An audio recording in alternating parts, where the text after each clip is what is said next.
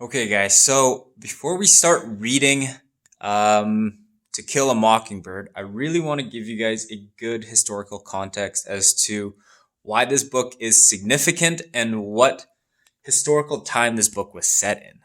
Because there's a huge theme of class and racial inequalities here, and you have to understand some of the events that were happening um, maybe in the life of the author, in the lifetime of the author, as well as when this book was actually released.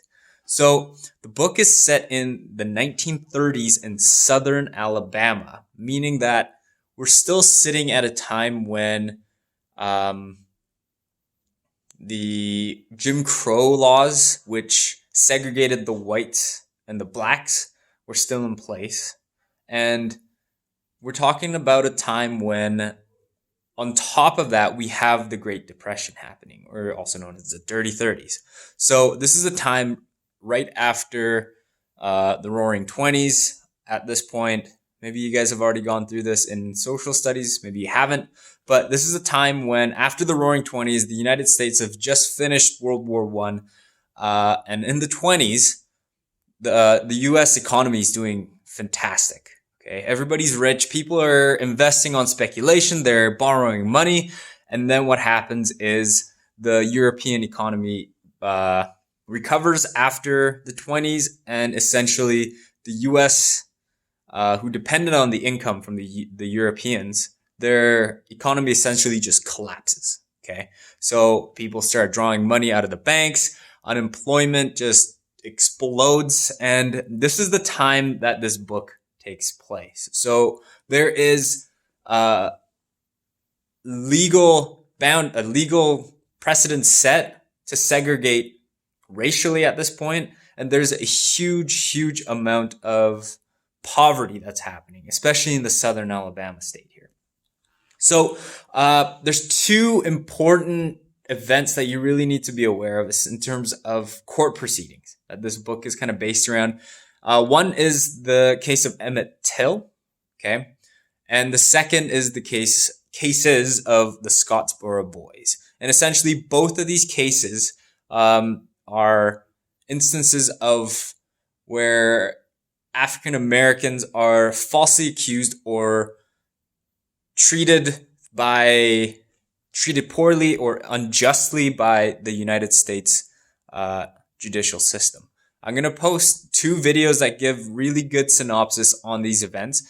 And really your homework is to watch this video that I'm making right now and watch the two videos and try to understand the historical context and the racial tension that might exist in the book that we don't actually explicitly hear sometimes in the book because it is in the perspective of a first grader.